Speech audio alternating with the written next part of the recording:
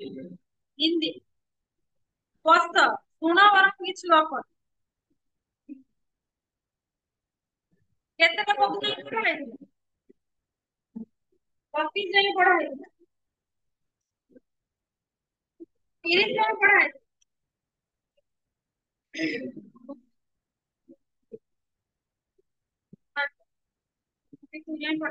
पढ़े टे आलोचना करी पढ़े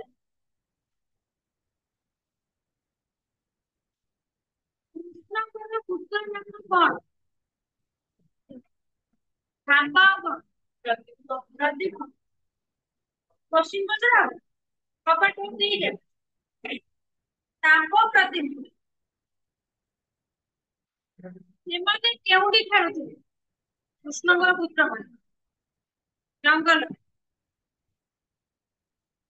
ସେମାନେ ଅନ୍ଧକାର କୂପ ମଧ୍ୟରେ କଣ ଦେଖିଲେ ରୂପଲାଲ ରୂପଲାଲଟା ମାନେ ଝିଟି ପିଟି ରୂପଲାଲ ଝିଟି ପିଟି ଝିଟି ପିଟି ତ ଉଦାହରଣ ତ ଝିଟି ପିଟି କଣ କରୁଛୁ ମାନେ ପ୍ରକୃତ କଥାରେ କଣ କରୁଛୁ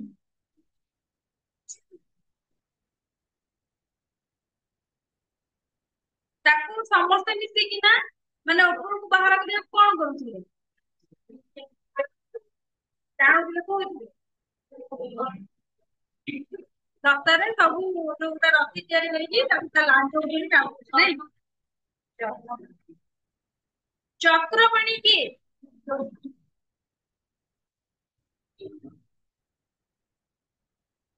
ରୋହିଣୀ ସୁତ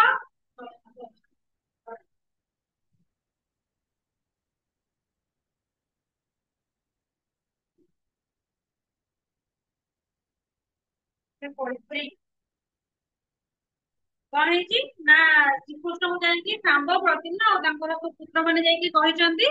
କି ଆମେ ବଣ ମଧ୍ୟରେ ଗୋଟେ ଅନ୍ଧକାର କୂପ ଦେଖିଲୁ କୂପ ମଧ୍ୟରେ ଗୋଟେ ବଡ କୂପଲାତ କିନ୍ତୁ ସେ ପୁରା ପର୍ବତ ଭଳିଆ ବଡଟେ କିନ୍ତୁ ଆମେ ତାକୁ ଯେତେ ବି ଟାଣିବାକୁ ବାହାରକୁ ଚେଷ୍ଟା କଲୁ କିନ୍ତୁ ସିଏ ବାହାରିଲାନି କହିକିନା ମାନେ ନିଜକୁ ନିଜ ବହୁତ ମାନେ ଧିକାର ମନେ କଲୁ କାରଣ କୃଷ୍ଣ ମାନେ ଏତେ ବଡ ଦେବତା ହେଇକିନା ତାଙ୍କ ପୁତ୍ର କି ସାମାନ୍ୟ କାର୍ଯ୍ୟ ବି କରିପାରେ ତାପରେ ଆସିକି ସେ କୃଷ୍ଣଙ୍କୁ ଡାକିକିନା ନେଇଛନ୍ତି କୋଉଠି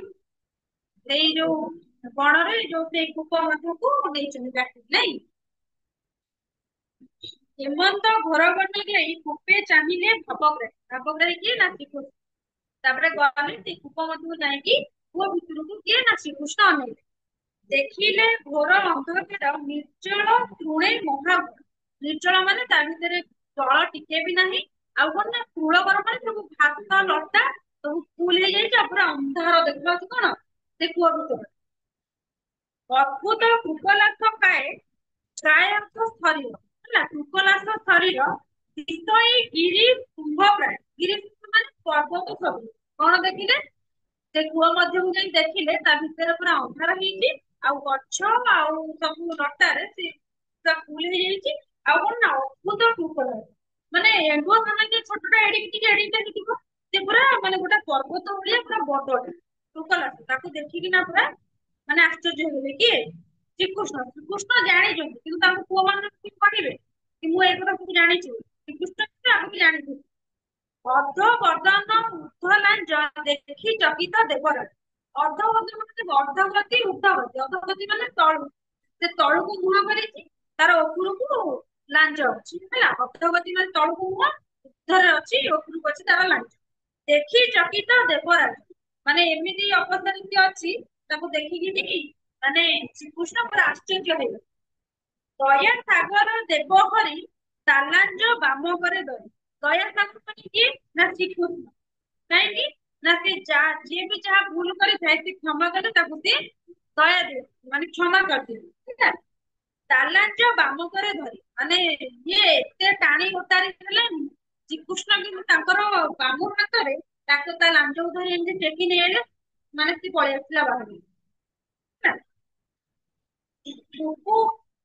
କୁକୁ ତୋଳିଲେ ଦାମୋଦର କିଏ ଶ୍ରୀକୃଷ୍ଣ ହେଲା କୁକୁ ତୋଳିଲେ ମାନେ କୂପ ମଧ୍ୟରୁ ବାହାର କଲେ ମାଳା ଜେସନ ମାଳା ହାର ମାନେ ଯେମିତି ଗୋଟିଏ ଫୁଲ ହାର ତମକୁ ଏମିତି ଚାପୁଡିକି ଧରିବ ଏମିତି ଆସ୍ତେ ଆସ୍ତେ ଧରିକି ଆଣିବ ନା ନାଇଁ ମାନେ ସୂତାର ଫୁଲଟା ହଉଛି ସୂକ୍ଷ୍ମ ଏମିତି ତାକୁ ଧରିଲେ ସେ ଭାଙ୍ଗିଯିବ, ମଉଳିଯିବ ନା ନାଇଁ। ସେମିତି ଯେମିତି ଗୋଟିଏ ମାଳି ତାର ଫୁଲ ହାର ଗୁନ୍ଥିକି ଅତି ଯତ୍ନରେ ମାନେ ତୋ ଯୋଉ ଗୁନ୍ଥିବା ଜାଗାକୁ ନେଇକିନା ଥୁଇ ଅଲଗା ଜାଗାରେ, ସେମିତି ଶ୍ରୀକୃଷ୍ଣ କଣ କଲେ ପୁରା ହାଲକା କିନା ଆଣିକିନି ତାକୁ ମାନେ ଉପରେ ଛାଡିଲେ ମୃଗଲତା ତୋଳି ପକାନ୍ତି ହୃଷ୍ଟିକେଶ ପ୍ରାଣ ଛାଡିଲା ଶୁକଲା। ଯେତେବେଳେ ସେ ମାନେ ସେଇ କୂପ ମଧ୍ୟରୁ ତାକୁ ଉଠେଇ ଆଣିକିନା ବାହାରେ ଛାଡିଲେ, ସେ କଣ କଲା ନା ପ୍ରାଣ ଛାଡିଲା, ମାନେ ସାଙ୍ଗେ ସାଙ୍ଗେ ତାର ମାନେ ଅଲଗା ରୂପ ଧାରଣ କଲା। ମୁଁ ଯୋଉ କହିଥିଲି ତାଙ୍କର ଗୋଟେ ଅଭିଶାପ ଥିଲା ନାଇଁ କି, ସାଙ୍ଗେ ସାଙ୍ଗେ ସେ ଯୋଉ ଅଭିଶାପ ତାଙ୍କୁ ମୁକ୍ତି ପାଇଗଲେ ନା, ସେ ଯୋଉ ଅଭିଶାପ ପାଇଥିଲେ ସେ ଅଭିଶାପରୁ ସେ ମାନେ ମୁକ୍ତି ପାଇକି ତାଙ୍କର ଦିବ୍ୟ ସ୍ୱରୂପକୁ ମାନେ ଆସିଲେ। ଦେଖ, ଯେଣୁ ଲାଗିଲା କୃଷ୍ଣଙ୍କର, କୃଷ୍ଣ ଶ୍ରୀକୃଷ୍ଣ କର ହଉଛି ତାଙ୍କର ହାତ ହେଲା, କରକୁ ହାତ ଧରେ। ଯେଣୁ ଲାଗିଲା କୃଷ୍ଣଙ୍କର ଦିବ୍ୟ ସ୍ୱରୂପ ହେଲା ତାକୁ ହେଲା, ମାନେ ଯେମିତି ଶ୍ରୀକୃଷ୍ଣଙ୍କର ହାତ ଲାଗିଲା କୋଉଠି ନା ସେ ଏଣ୍ଡୁଅ ଦେହରେ, ତାଙ୍କର ଦିବ୍ୟ ସ୍ୱରୂପ ବା ଦିବ୍ୟ ପୁରୁଷରେ ସିଏ ପୁରା ଜନ୍ମ ଲାଭ କଲେ। କଣ ନା ଉଦୟଗିରି, ଉଦୟଗିରି ଶିଖେ ଶକ୍ତି ଯେତମେ ଗଗନେ ପ୍ରକାଶ। ସିଏ କହୁଛନ୍ତି ଯେ କି ମାନେ ଆକାଶରେ, ଗଗନ ମାନେ ଆକାଶରେ, ଆକାଶରେ ଯେପରି ଜହ୍ନଟା ଯେପରି ତାର ଦିବ୍ୟ ସ୍ୱରୂପ ମାନେ ସୁନ୍ଦର ଦେଖାଯାଏ, ଯେମିତି ସେ ଶ୍ରୀକୃଷ୍ଣଙ୍କର ହାତ ବାଜିଛି ସେ ରାଜା କଣ କଲେ ସେମିତି ପୁରା ଜହ୍ନ ଭଳିଆ ପୁରା ଦିବ୍ୟ ସ୍ୱରୂପ ଲାଭ କଲେ। ଶୁଦ୍ଧ ସୁବର୍ଣ୍ଣ ଦେହ ଝଳି, ଶୁଦ୍ଧ ସୁବର୍ଣ୍ଣ ମାନେ ତାଙ୍କର ଦେହରେ ଆଉ ମାନେ ଦେହଟା ପୁରା ସୁନା ରୂପ ଅଳଙ୍କାର ଲଗେଇଛନ୍ତି। ଆଉ ଗୋଟେ ପୀତ ବସନ, ପୀତ ବସନ ମାନେ କଣ ନା ହଳଦିଆ ରଙ୍ଗର ମାନେ ପାଟ ବସ୍ତ୍ର ସେ ପିନ୍ଧିଛନ୍ତି। ଶୁଭ ସୁବର୍ଣ୍ଣ ମାନେ ଗୋଟେ ରାଜା ଯେମିତି ସବୁବେଳେ ମାନେ ଯୋଉ ସୁନା ଆଉ ପାଟ ବସ୍ତ୍ର ଲଗେଇକି ଯେମିତି ସୁନ୍ଦର ଦିଶନ୍ତି, ସେଇ ଯୋଉ ଲିଙ୍ଗରାଜ ମାନେ କୃପଦାସ ଯୋଉ ମାନେ ଦିବ୍ୟ ପୁରୁଷରେ ଜାତ ହେଲେ ତାଙ୍କ ଦେହଟା ଏମିତି ଚମକୁଥିଲା ଶୁଭ ସୁବର୍ଣ୍ଣ। ଜଳତେ ଯେତନ ବିଜୁଳି ହେଲା, ସେ କେମିତି ନା ଯେପରି ବର୍ଷା ହଉଥିବ ମାନେ ଚକଚକ ଛାଡୁଥିବ କଣ, ଜଳଦତ ହଉଛି ବିଜୁଳି ହେଲା। ବିଜୁଳିଟା ରଙ୍ଗ କେମିତିଆ, ହଳଦିଆ ହଳଦିଆ ନୁହଁ, ସେମିତି ସେ କହୁଛନ୍ତି ଯେପରି ମେଘ ଏତେ କଳାହାଣ୍ଡିଆ ମେଘ ଉଠେଇଥିଲା କି ମାନେ ଚକଚକ ମାନେ କଣ ନା ବିଜୁଳି, ସେପରି ମାନେ ସାମାନ୍ୟ ପୁଷ୍ପରାଜରୁ ମାନେ ଗୋଟେ ଦିବ୍ୟ ପୁରୁଷ ଜାତ। ଦିବ୍ୟ ବସନ ଗନ୍ଧମାଳ ଦେଖି ଚକିତ ନନ୍ଦବାଳ। ନନ୍ଦବାଳ କଣ ଯେତେବେଳେ ସିଏ ମାନେ ଦିବ୍ୟ ବସନ, ଦିବ୍ୟ ଯୋଉମାନେ ରାଜ୍ୟ ଲକ୍ଷ୍ମଣ ମାନେ ଅଳଙ୍କାର ପୋଷାକ ପିନ୍ଧନ୍ତି ତାକୁ ଦିବ୍ୟ ରତ୍ନ କୁହାଯାଏ। ଗନ୍ଧମାଳ ମାନେ ଦେଖିବ ରାଜା ଯେମିତି ଆମର ବି କହୁଛୁ ପରଫ୍ୟୁମ ହେଲା, ରାଜା ଯୋଉଟା ଆଗେ ବି ସେମିତି କହୁଥିଲେ, ତାଙ୍କ ଭିତରୁ ଗୋଟେ ମାନେ ଗୋଟେ ସୁନ୍ଦର ବାସ୍ନା ଆସୁଛି ମାନେ ସେ ଯୋଉ ପୁରୁଷ ହେଲା। ଆଉ କଣ ନା ଦେଖି ଚକିତ ନନ୍ଦବାଳ, ନନ୍ଦବାଳ ହଉଛନ୍ତି କି ନା ଶ୍ରୀକୃଷ୍ଣଙ୍କର ପୁଅ ମାନେ। ଶ୍ରୀକୃଷ୍ଣ ସିନା ମନେ ମନେ ମାନେ ଅନ୍ତର୍ଯ୍ୟାମୀ, ସିଏ ଜାଣିଥିଲେ କି ଇଏ ନୃଗରାଜ, ଇଏ ଗୋଟେ ଅଭିଶାପ ପାଇକିନା ଆ ଭିତରେ କିଛି କାଳ ମାନେ ତାଙ୍କର କିଛି ପାପ କରିଥିଲେ ବୋଲିକିନା ବନ୍ଦୀ ହେଇକିନା ଥିଲେ। କିନ୍ତୁ ତାଙ୍କ ପୁଅ ମାନେ ତ ଜାଣିନଥିଲେ, ତାଙ୍କ ପୁଅ ମାନେ ଦେଖିକିନା ପୁରା ଆଶ୍ଚର୍ଯ୍ୟ, ପୁଅ ଏଣ୍ଡୁଅ କି ପୁଣି ଏତେ ବଡ ମାନେ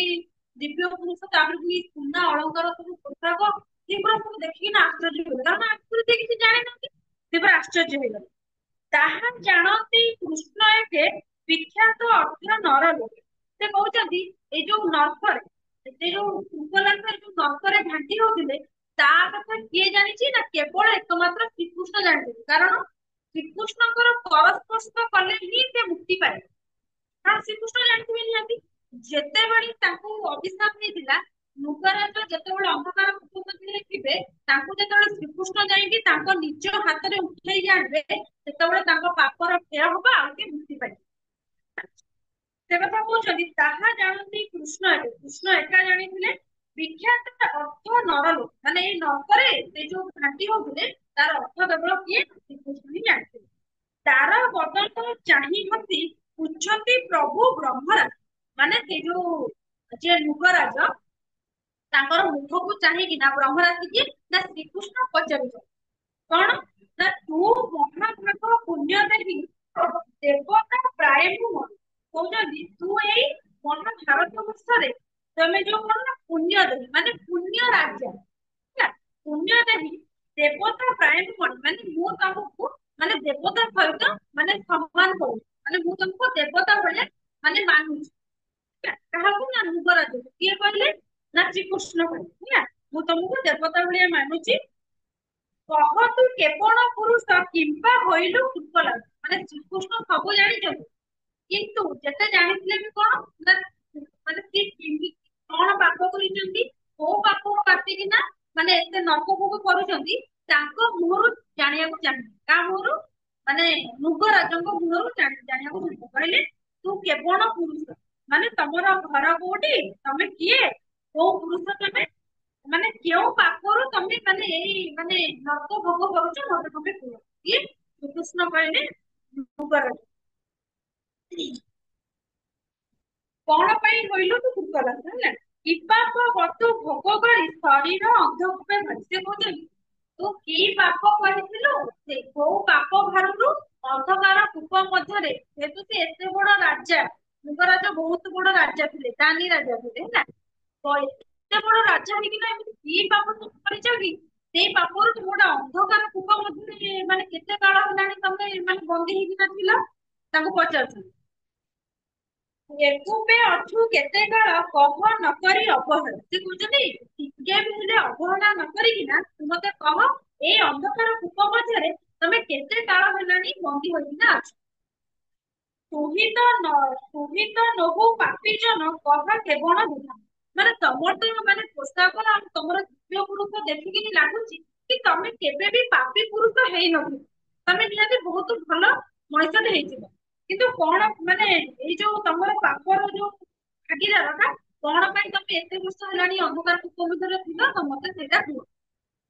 ଶୁଣି ତ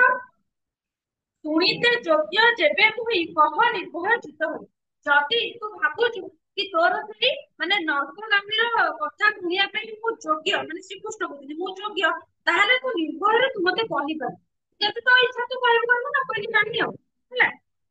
ହେମନ୍ତ କୃଷ୍ଣ ବାକ୍ୟ ଶୁଣି ଆନନ୍ଦେ କହି ମୃଗ ହେଲା। ମୃଗରାଜ କଣ କଲେ, ସେ ଯୋଉ ମୃଗ ହଉଛନ୍ତି କିଏ ନା ରାଜା ମୃଗରାଜ ହେଲା। ସେ କଣ କଲେ ନା ଆନନ୍ଦ ମନରେ, ଯେତେବେଳେ ଶ୍ରୀକୃଷ୍ଣ ଚାହୁଁଛନ୍ତି ଜାଣିବା ପାଇଁ, ସେ ତାଙ୍କୁ ଆନନ୍ଦ ମନରେ ଏଠି କହୁଛନ୍ତି କଣ, ମାନେ ତାଙ୍କର ମାନେ କୋଉ ପାପରୁ ସିଏ ଆସିକିନା ଏଇ ଅନ୍ଧକାର କୂପ ଭିତରେ ବନ୍ଦୀ ହେଇକିନା ଥିଲେ।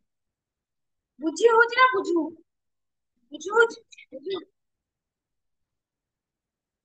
ନାଇଁ ନାଇଁ, ଆନନ୍ଦ କଣ ନୁହେଁ,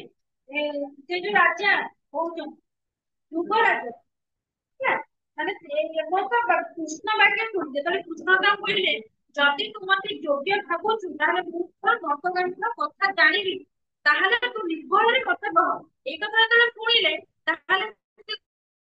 କଣ ନା ଆନନ୍ଦ ମନରେ ପୁରା ଉତ୍ସାହିତ ହେଇଗଲେ କହିବାକୁ, କଣ ମୁଁ କି ପାପ କରିଛି, କୋଉ ପାପ କରିଛି, ନର୍କ ଭୋଗ କରୁଛି। ତାପରେ ଧୀରେ ମୁକୁଟ ରବି ପ୍ରାୟ ନମିଲା ଗୋବିନ୍ଦର ପାଇଁ। ମାନେ ତାଙ୍କର କ୍ଷୀରରେ, ଯେହେତୁ ସିଏ ଗୋଟେ ରାଜା ଥିଲେ, ଏତେ ବଡ ରାଜା, ତାଙ୍କ ମୁଣ୍ଡରେ ଗୋଟେ ମୁକୁଟ ରବି ପ୍ରାୟ, ରବି ଅର୍ଥ କଣ? ସୂର୍ଯ୍ୟ। ସୂର୍ଯ୍ୟ ଯେମିତି ମାନେ ଉଇଁଲେ ଯେପରି ମାନେ ଚମକୁଥାନ୍ତି ସବୁବେଳେ, ନାଇଁ ସେମିତି ତାଙ୍କ ମୁଣ୍ଡରେ ସେ ଯୋଉ ପଗଡି ଦେଇଥିଲେ, ମୁକୁଟ ଦେଇଥିଲେ, ସେ ସେମିତି ସୂର୍ଯ୍ୟଙ୍କ ପରି ମାନେ ପୁରା ଜ୍ୟୋତି ପ୍ରକାଶ କରୁଥିଲା ହେଲା।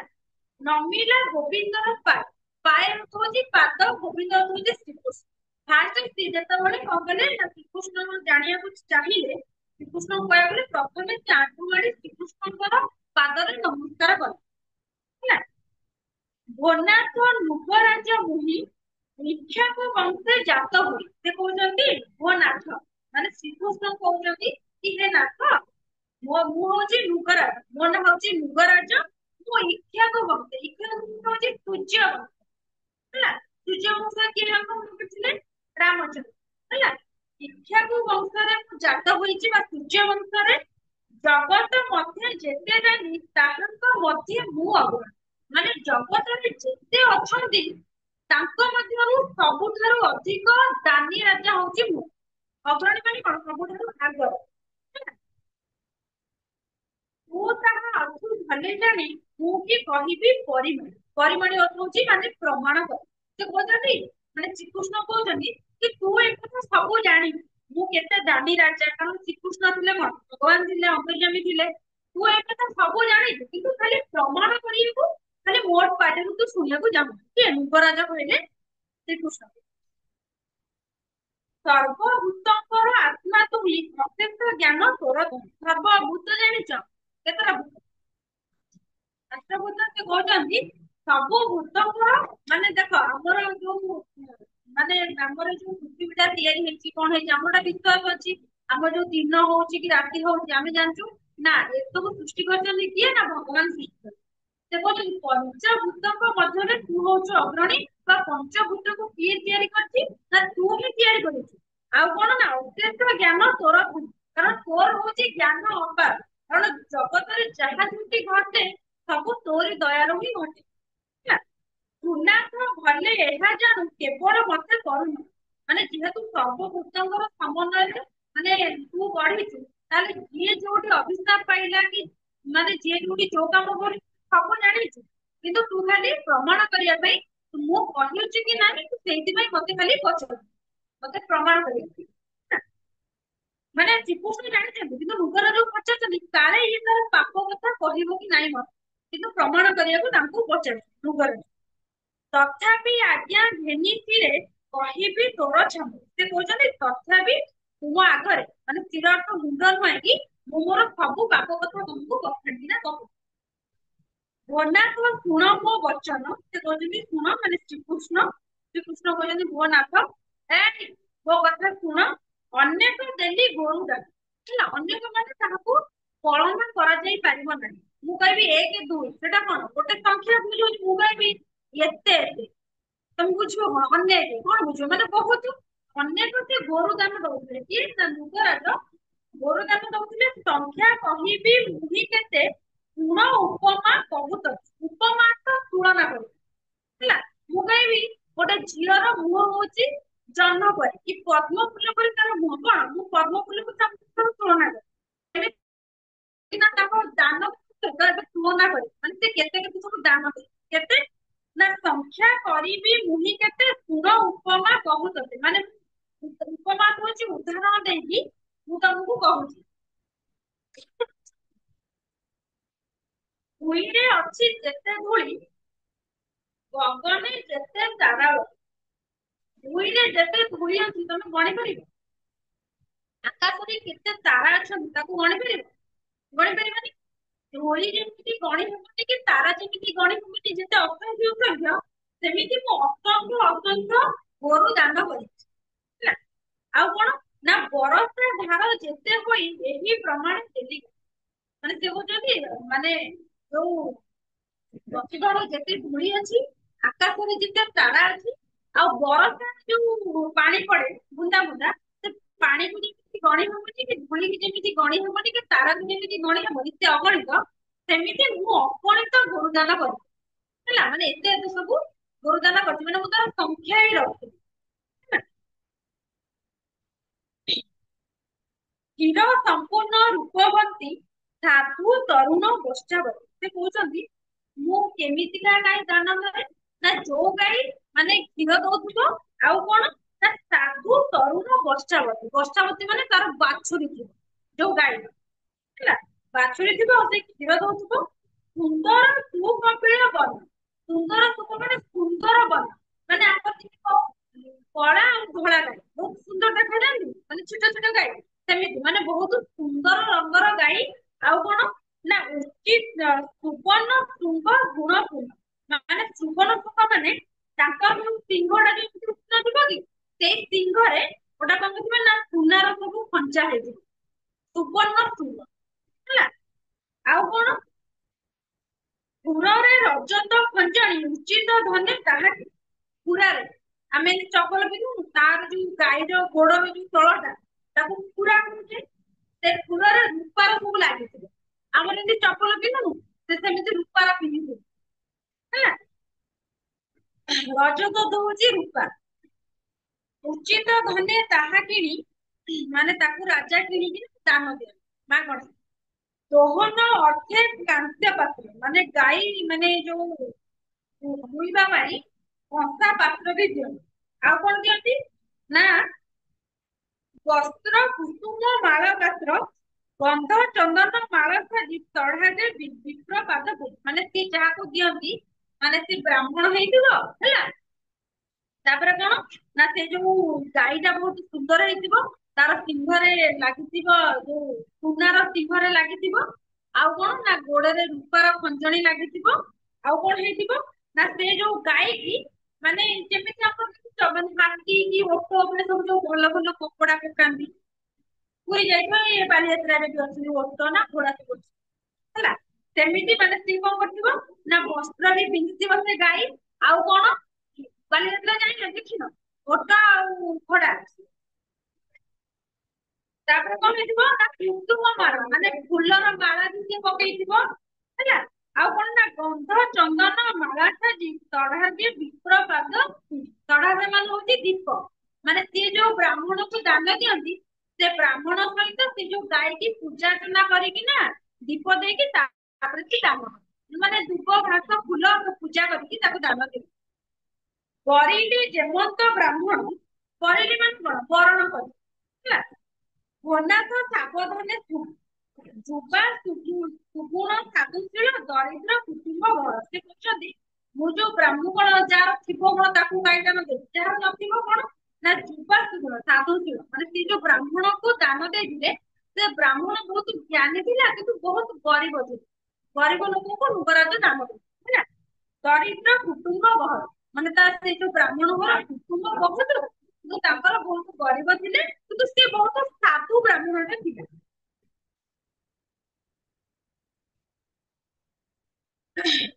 ଉତ୍ତମ ବ୍ରହ୍ମଚର୍ଯ୍ୟ ଶିକ୍ଷା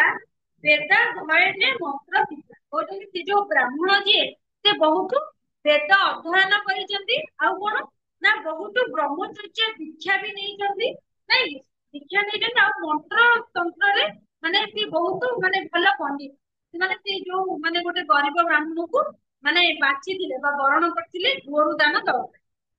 ଏମତେ ବିପ୍ରେ ସାବଧାନ ବିପ୍ର ହଉଛି ବ୍ରାହ୍ମଣ ହେଲା। ଏମନ୍ତ ବିପ୍ରେ ସାବଧାନ ସୁପୁଣ୍ୟ କାଳେ ଦେଲିଦା ସେ କହୁଛନ୍ତି ଏମିତିର ପୁଣ୍ୟ କାଳ ଦେଖ ଯାହାର ଦାନର ଯୋଗ୍ୟ ଥିବ ମୁଁ ଯଦି ଗୋଟେ ଭିକାରିକି ଯାଇକି 2 ଟଙ୍କା ବି ଦେବି ସେ 2 ଟଙ୍କାର ମୂଲ୍ୟ ତା ପାଇଁ ବହୁତ। ଯଦି ଜଣଙ୍କର ଲକ୍ଷ ଲକ୍ଷ ଟଙ୍କା ଥିବ ମୁଁ ତାକୁ ନେଇକି 2 ଟଙ୍କା ଦେବି ମୁଁ ଭୁଲକୁ ମାରିବି ନୁହଁ ତ ତୁ ମତେ 2 ଟଙ୍କା ଦଉଛୁ ସେମିତି ଯଦି ଇଏ ଯଦି ଗୋଟେ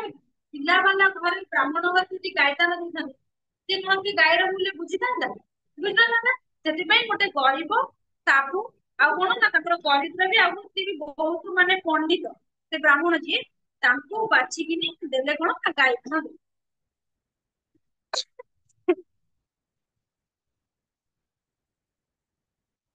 ଅଧିକ ଦାନ ଦେଲି ଯେତେ ଗୁଣ କହିବା ତୋ ଘର। ସେ କହୁଛନ୍ତି ମୁଁ ଯେତେ ଯେତେ ସବୁ ଦାନ ଦେଇଛି ତୋ ଆଗରେ କହୁଛି ତୁ ଶୁଣୁ କିଏ ନା ମୁଁ କହୁଛି କଣ ଆଉ ଦାନ ଦେଲି ମାନେ ଯାହାକୁ ଗାଈ ଦେବେ ସେ ଥାଏ ଯାହାକୁ ଗାଈ ଦାନ ଦେବେ ସେ କେବଳ ଗାଈ ଦେବେ ତା ସାଙ୍ଗକୁ କଣ କଣ ଦେବେ କହୁଛନ୍ତି ଗୋ ଚର୍ମ ମାପେ ଭୂମି ଦାନ ଶୁଦ୍ଧ ସୁବର୍ଣ୍ଣ ଆୟତ ମାନେ ଗାଈ ରହିବା ପାଇଁ ଯୋଉ ଜାଗା ଗାଈ ଚର୍ମ ମାନେ ଗାଈ ଭିତରେ ଯେତିକି କହିବ ମାନେ ଗାଈ ରହିବା ପାଇଁ ଜାଗା ଦେବେ ହେଲା ଆଉ କଣ ଦେବେ ଶୁଦ୍ଧ ସୁବର୍ଣ୍ଣ ଆୟତ ମାନେ ଯିଏ ଯାହାକୁ ଗାଈ ଦେବେ ତାକୁ ପୁଣି ମାନେ ସୁନା ରୂପା ଅଳଙ୍କାର ସବୁ ଦାନ ଦେବେ ତା ସହିତ ଗାଈ ସହିତ ଆଉ କଣ ଦେବେ ନା ଗଜ ତୁରଗ ତୁରଗ ହଉଛି ଘୋଡା ହେଲା ଗଜକୁ ହଉଛି କଣ ହାତୀ ଜାଣିଛ ନା ଜାଣିନ ଗଜ ତ ହାତୀ ହାତୀ ଘୋଡା କନ୍ୟା ଦାସୀ ତିଳେ ପର୍ବତ ଧନ ରାଶି ମାନେ ଯାହାକୁ ସେ କାଇଁ ହସୁଛ କାହିଁକି କାଇଁ ହସୁଛ ଦେଖ ଯାହାକୁ ଦାନ ଦେବେ କଣ ହବ ନା ତାକୁ ମାନେ ଭୂମି ଦେବେ ତାପରେ ସୁନା ରୂପା ଦେବେ ତାପରେ କଣ ଦେବେ ନା ତାକୁ ହାତୀ ଦେବେ ଘୋଡା ଦେବେ କନ୍ୟା ଦାସୀ ମାନେ ସେ ବ୍ରାହ୍ମଣର ସେବା କରିବା ପାଇଁ ମାନେ ଯାହାକୁ ଦାନ ଦେବେ ସେ ପୁରା ବଡ ଲୋକ ହେଲା ହାତୀ ଦେବେ ଘୋଡା ଦେବେ କନ୍ୟା ଦାସୀ ଦେବେ ମାନେ ସେଇ ଯୋଉ ବ୍ରାହ୍ମଣର ସେବା କରିବେ ଆଉ କଣ ନା ତିଳ ପର୍ବତ ଧନ ରାଶି ତିଳ ପର୍ବତ ମାନେ ଛୋଟ ଠାରୁ ମାନେ ପୁରା ବହୁତ ଧନ ରାଶି ମାନେ ବହୁତ ଧନ ଦେବେ ମାନେ ପଚାଶ ଆକାରର ତାକୁ ସବୁ ଧାନ ସୁନା ରତ୍ନ ଟଙ୍କା ପଇସା ସବୁ ଦେବେ ଆଉ କଣ ଦେବେ ନା ଭୋଗ ସମ୍ପୂର୍ଣ୍ଣ ସୁଖ ସଜ୍ଜା ମାନେ ସେ ଶୋଇବା ପାଇଁ ତାକୁ ମାନେ ଭଲ ଶଯ୍ୟା ବି ଦେବେ ଆଉ କଣ ଦେବେ ନା ବସ୍ତ୍ର ଭୂଷଣ ବଳି ଭୂଷଣ ମାନେ ତାକୁ ମାନେ ବସ୍ତ୍ର ଭୂଷଣ ମାନେ ତାକୁ ପିନ୍ଧିବାକୁ ପୋଷାକ ଦେବେ ବଳି ଭୋଜି ମାନେ ବ୍ରାହ୍ମଣ ପିଲାମାନେ ଜାଣିଛ ଯେତେବେଳେ ବ୍ରାହ୍ମଣ ପିଣ୍ଡ ପକେଇ ସାରନ୍ତି ତା ଦେହରେ ଯୋଉ ଗୋଟେ ଥିବ ଚାଉଳ ଜାଇ ସବୁ ଯୋଉ ଭୋଜ୍ୟ ଦେଖିକିନା ଦିଅନ୍ତି ଦେଖିନ ଘରେ, ସେମିତି ଭୋଜ୍ୟ ବି ଦିଅନ୍ତି। ଆଉ କଣ ଦିଅନ୍ତି ନା ଯଜ୍ଞେ ସୁବର୍ଣ୍ଣ ରଥ ଯେତେ ମାନେ ଯଜ୍ଞରେ ମାନେ ଯେତେ ଯେତେ ସବୁ ସୁବର୍ଣ୍ଣର ରଥ ଥାଏ ସେ ରଥ ଆଉ କଣ ନା ସୁମିଷ୍ଟ ପବିତ୍ର ଭୋଜନ ହେଲା ମାନେ ଭୋଜନ ଧନ ରତ୍ନ ଘୋଡା ହାତୀ ଆଉ ଗାଦି ପୋଷାକ ଆଉ କଣ ରହିଲା ଯୋଉ ଶୋଇବା ପାଇଁ ଯୋଉ ସୁଖ ଯୋଉ କଣ ତ ଯୋଉ ଖଟ ପଲଙ୍କ ମାନେ ସବୁ ଦେଲେ ମାନେ ଯାକୁ ଗାଇଦେଲେ ମାନେ ତାକୁ ଏତିକ ସବୁ ଦାନ କରିବେ ହେଲା। ମାନେ ଭାବ ଯୁବରାଜ କେତେ ମାନେ ଦାନୀ ଥିଲା ଆଉ କେତେ ଧନୀ ବି ଥିଲା। ତାପରେ ଦେଖ ଆଉ କଣ ଦେଇଥିଲେ ଦେବ ମନ୍ଦିରରେ ଜଳଅନ୍ନ ଭୂମିଷ୍ଠ ପବିତ୍ର ଭୋଜନ ମାନେ ସବୁ ଦେବଙ୍କ ମନ୍ଦିରରେ ଯୋଉ ମନ୍ଦିର ଅଛି ସେଇଠି ବି ଯାଇକି ଲୋକମାନଙ୍କୁ ସବୁଦିନ ଖାଇବାକୁ ବି ଦିଅ ହେଲା। ମାନେ ଭୂମିଷ୍ଠ ପବିତ୍ର ଭୋଜନ ମାନେ ସବୁ ଭଲ ଭଲ ଖାଇ ମାନେ ଏମିତି କଣ ଯାଇଥାଏ ମାନେ ଭଲ ଭଲ ଖାଇ ଆଉ କଣ ନା ଏମତି ନାନା ଦାନ କରି କିଞ୍ଚିତ ପାପ ମୁଁ ଅଛି ମାନେ ଏମିତି ମୁଁ ବହୁତ ଲୋକଙ୍କୁ ବହୁତ ଦାନ କରିବା ପରେ ମାତ୍ର କିଛିଟା ପାପ କରେ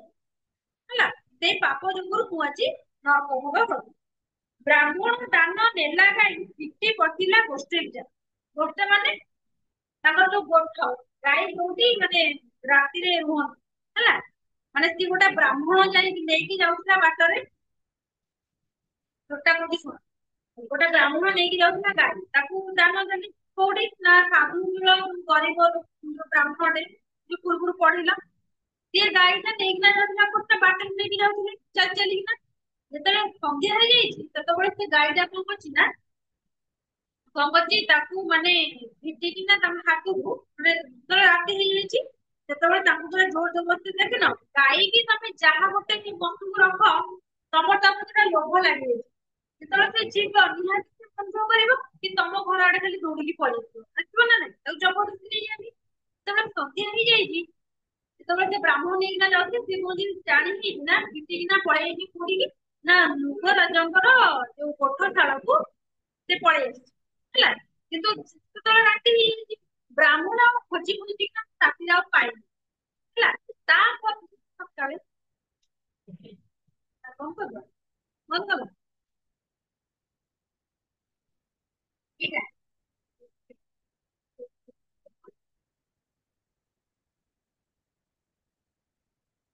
ଯେତେବେଳେ ବ୍ରାହ୍ମଣ ଯେତେବେଳେ ତା ପରଦିନ ସକାଳେ ରାଜା ଯେତେବେଳେ ଆଉ ଗୋଟେ ବ୍ରାହ୍ମଣଙ୍କୁ ଦେଇଛନ୍ତି ଗୋରଦାନ ସିଏ ସବୁ କଣ କରୁଥିଲା ନା ଦେଖ ସେଇ ଗୋରୁ ଆସିକିନା ତାଙ୍କର ଘରେ ପଶି ଯାଇଛି ରାଜାଙ୍କର ଗୋରୁ ଶାଳରେ ହେଲା ଯୋଉଠି ଗୋରୁ ରୁହେ ପଶି ଯାଇଛି ରାଜା ଜାଣିନାହାନ୍ତି ସେଇ ଗାଈ କଣ କରୁଛନ୍ତି ମାନେ ଅଲଗା ବ୍ରାହ୍ମଣଙ୍କୁ ଦେଇଦେବେ ଏ ବ୍ରାହ୍ମଣ ଯେତେବେଳେ ବାଟରେ ନେଇକି ଯାଉଛି ସେ ବ୍ରାହ୍ମଣ ଯେତେବେଳେ ସକାଳ ହେଲା ସେତେବେଳେ ଖୋଜି ଖୋଜିକିନା ଆସିଛି ମୋ ଗାଈ କୁଆଡେ ଗଲା କିଏ ଦେଖିଲା ବାଟରେ ସେ ସେଇ ଗାଈଟାକୁ ନେଇକିନା ଯାଉ ସେ ଧଇଲା ତା ଲାଞ୍ଜକୁ ଧଇଲା କହିଲେ ଏଇଟା ତ ମୋ ଗାଈ ଆଉ ହେଲା ଆଉ ସିଏ କଣ କହୁଥିଲା କହିଲା ନା ମୁଁ ତ ଏବେ ସାଙ୍ଗେ ସାଙ୍ଗେ ଦାନ ନେଇକିନା ଆସିଲି ହେଲା ତମ ଗାଈ କଣ ନା ତୋର ଯଦି ସିଏ ମାନେ ଦି ଜଣଙ୍କ ଭିତରେ କଣ କରିଛନ୍ତି ନା ଝଗଡା ହେଇଛନ୍ତି ବହୁତ ସେ କହିଛି ତୋର ଯଦି ଆଖି ଅଛି ତାହେଲେ ତୁ ଦେଖେ ହେଲା ଏମିତି ସବୁ କହୁଛନ୍ତି ନା ମାଡଗୋଳ ବି ବହୁତ ହେଇଛନ୍ତି ତାପରେ ରାଜାଙ୍କ ପାଖକୁ ଯାଇଛନ୍ତି ତାପରେ ତାଙ୍କର ପଢିଲେ ଜାଣିବେ ସବୁ ତ କହିଦେବି ଆଉ ଦେଖ ବ୍ରାହ୍ମଣ ଦାନ ନେଲା ଗାଈ ଫିଟି ଥିଲା ଗୋଷ୍ଠୀ ଯାଏ ବ୍ରାହ୍ମଣ ଯେତେବେଳେ ଦାନ ନେଇକିନା ଗାଈ ଗଲା ସେ ଫିଟିକି ଆସିକିନା ମୋର ଗୋଠରେ ପଶିବ ଆଉ କଣ ନା ଅଜ୍ଞାନ ନ ଜାଣି ପ୍ରଭାତେ ଦାନ ମୁଁ ଦେଲି ବିପ୍ରହ ସେ କହୁଛନ୍ତି ଅଜ୍ଞାନରେ ମୁଁ ଜାଣିନି ଅଜ୍ଞାନ ମାନେ କଣ ମାନେ ସେ ଜାଣିନାହାନ୍ତି ନ ଜାଣି ପ୍ରଭାତ ପ୍ରଭାତ ତ ସକାଳେ ତା ପରଦିନ ସକାଳେ ମୁଁ ଅଜାଣତରେ କଣ କରୁଛି ଆଉ ଗୋଟେ ବ୍ରାହ୍ମଣକୁ ସେଇ ଗାଈଟାକୁ ଦାନ ଦେଲି ହେଲା କାରଣ କେତେ କେତେ ଗାଈ ଅଛନ୍ତି ସେ କେମିତି ଜାଣିବେ ଏଇ ଗାଈଟାକୁ ଦେଇଥିଲେ ଅଜ୍ଞାନରେ ନ ଜାଣି ପ୍ରଭାତ ଦାନ ମୁଁ ଦେଲି ବିପ୍ର ବିପ୍ର ହଉଛନ୍ତି ବ୍ରାହ୍ମଣ ବିପ୍ର ହଉଛନ୍ତି ବ୍ରାହ୍ମଣ ହେଲା ସେ କହୁଛନ୍ତି ତାପର ଦିନ ସକାଳକୁ ମୁଁ ଜାଣିନି ଅଜାଣତରେ ଆଉ ଗୋଟେ ବ୍ରାହ୍ମଣକୁ ସେଇ ଗାଈକୁ ଦାନ ଦେଲି ବ୍ରାହ୍ମଣ ଧେନୁ ଘେନି ଯାନ୍ତେ ବିପ୍ର ଦେଖିଲା ରାଜପରି ହେଲା ଯେତେବେଳେ ବ୍ରାହ୍ମଣ ଧେନୁ ଧେନୁ ଅର୍ଥ ହଉଛି ଗାଈ ହେଲା ଧେନୁ ଯେତେବେଳେ ନେଇକିନା ଯାଉଛନ୍ତି ସେତେବେଳେ ବିପ୍ର କିଏ ନା ପୂର୍ବରୁ ଯୋଉ ତାର ଯୋଉ ଗାଈ ଫିଟି ପଳେଇ ସେଇ ବ୍ରାହ୍ମଣ ତାର ଗାଈକି ଖୋଜୁଥିଲା ସିଏ କଣ କଲା ଦେଖିଦେଲା ତା ନିଜ ଧେନୁ ଚିହ୍ନି ବଳେ ତକ୍ଷଣା ଧଇଲା ଲାଭ ହେଲା ସେ ଯୋଉ ଗାଈଟାକୁ ନେଇକି ଯାଇଥିଲା ତା ଗାଈଟାକୁ ସେ ଚିହ୍ନିଥିବ ସେ କହିଲା ତା ନାମକୁ ହଇଲା କିଏ ତା ପୂର୍ବରୁ ଯୋଉ ବ୍ରାହ୍ମଣଟା ତା ପୂର୍ବ ଦିନ ଯୋଉ ବ୍ରାହ୍ମଣଟା ଦାନ ଦେଇଥିଲା କହିଲା ମୋର ଧେନୁ ଏହି ହଜିଲା ଲଢୁଅଛି ମୁଁ ହେଲା ଏଇଟା ହଉଛି ମୋର ଗାଈ ସିଏ ମୋର ହଜି ଯାଇଥିଲା ମୁଁ ଆକୁ ଖୋଜୁଥିଲି ହେଲା ଆଉ କଣ ନା ଶୁଣି ବ୍ରାହ୍ମଣ କୋପ ମନେ ବୋଇଲା ପରୁଷ ବଚନ କଣ ନା ଶୁଣି ବ୍ରାହ୍ମଣ ମାନେ ଯିଏ ପରେ ଯୋଉ ବ୍ରାହ୍ମଣଟା ଦାନ ଆଣିଥିଲା ସିଏ ଶୁଣିଲା ଶୁଣିକି ତାକୁ ଗଲା ମାନେ ଗାଳି କଲା ଖରାପ ଭାଷାରେ ହେଲା ପରୁଷ ବଚନ ହଉଛି ଖରାପ ଭାଷା ଗାଳି କଲା ପ୍ରତ୍ୟକ୍ଷ ଘେନି ଅଛି ଦାନ ଦେଖେ ତ ଫେଡିନ ନ କି କହୁଛନ୍ତି ମୁଁ ଏବେ ପ୍ରତ୍ୟକ୍ଷ ମାନେ ମୁଁ ସାଙ୍ଗେ ସାଙ୍ଗେ ରାଜାଙ୍କ ଠାରୁ ଦାନ ନେଇକି ଆସେ ତୋର ଯଦି ଆଖି ଅଛି ତାହେଲେ ତୁ ଆଖି ଫୁଟେଇକିନା ଦେ ତା କହିଲା ହେଲା ତାପରେ କଣ ନା ଜଳ ତୁଳସୀ କୁଶ ହସ୍ତେ ତିଳ ହିଁ ଦେଖନ୍ତୁ ପ୍ରତ୍ୟକ୍ଷ ମାନେ କଣ ରାଜା ଯୋଉ ସବୁ ଯାହାକୁ ଦିଅନ୍ତି ସବୁ ପୁଷ୍ପ ଫୁଲମାଳ ସବୁ ଦେଇ ପୂଜା କରିକିନା ତାକୁ ଦିଅନ୍ତି ନା ଯଦି ତୁ ଆଖି ତୁ ଦେଖେ ମୁଁ ଏବେ ସାଙ୍ଗେ ସାଙ୍ଗେ ପୂଜା କରିକି ଏଇ ଗାଈକୁ ନେଇକିନା ଆସିବି ସେଦିନୁ କେମନ୍ତ ତୋହର ଶୁଣି କହିଲେ ବିପ୍ରବର ବିପ୍ରବର ମାନେ ଯୋଉ ସେ ବ୍ରାହ୍ମଣ କହିଲା ଏଇ ମୁଁ ତ ସାଙ୍ଗେ ସାଙ୍ଗେ ଏଇଟା ତୁ ଦେଖେ ଏଇଟାରେ ଫୁଲ ମାଳ ପଡିଛି ପୂଜା ହେଇଛି କେମିତି ଏଟା ତୋ ଗାଈ ହେଲା ଧେନୁ ଶରୀରେ ମୋର ଲେଖ ତୋହର ଚକୁଥିଲେ ସେ କହୁଛନ୍ତି ଦେଖୁନୁ ଏଇ ଗାଈ ଦେହରେ ମୋ ନାଁ ଲେଖା ହେଇଥିବ ତୋ ଯଦି ଆଖି ଅଛି ତୁ ଦେଖେ ଏଇଟା ହଉଛି ମୋ ଗାଈ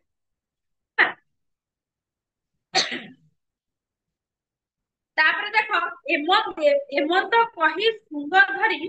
ମାନେ ଶୃଙ୍ଗ କହିଲ ସିଂହ ଧରି ଘେନି ଚଳିଲା ନିଜ ମାନେ ଜଣେ ତାର ସିଂହକୁ ଧରିଛି ଜଣେ ତାର ଲାଞ୍ଚ ସେ କହୁଛି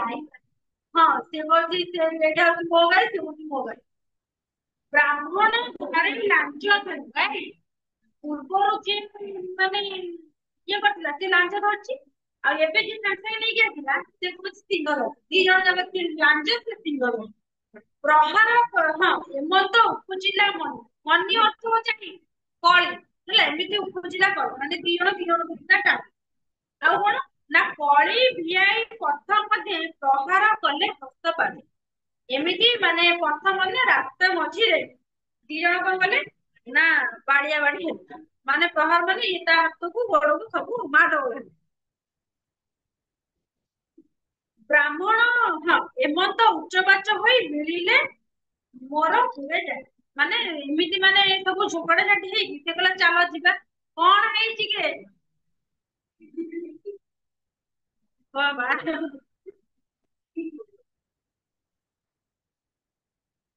ଦେଖ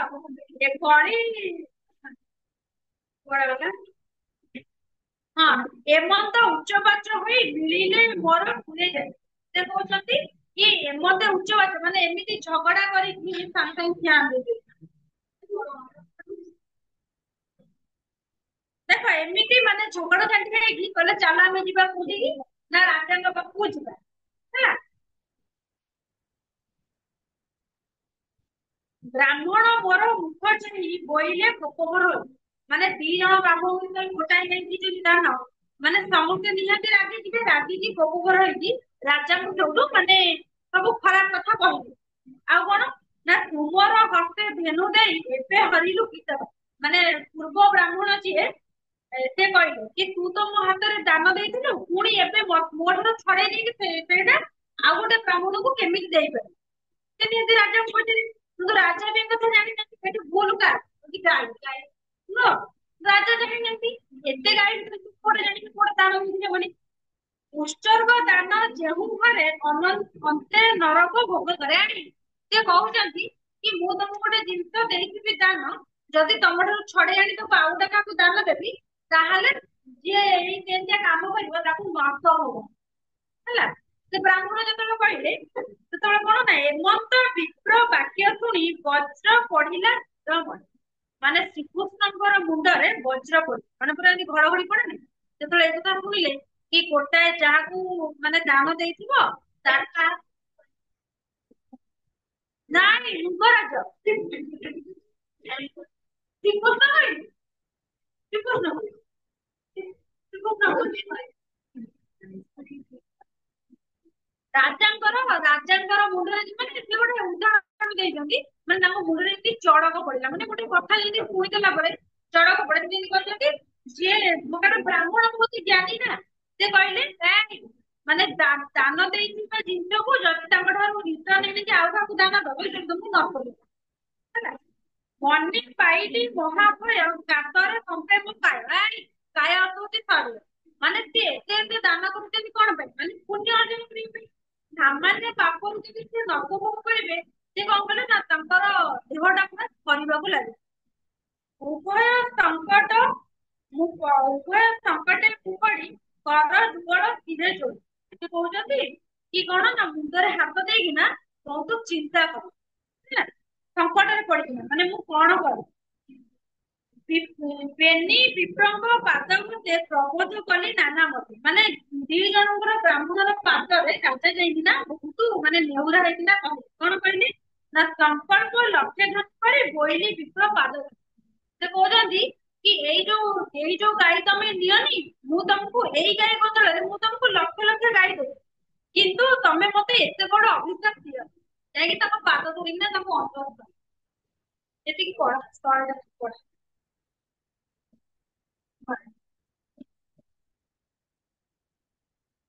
ବୁଝିବା ଲାଗି ନା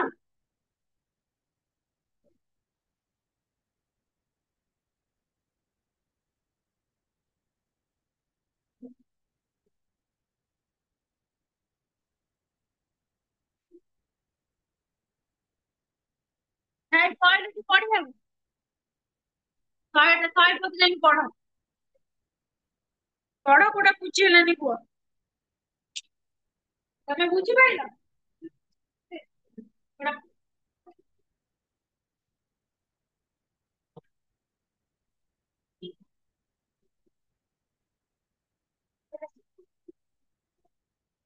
ପଢ।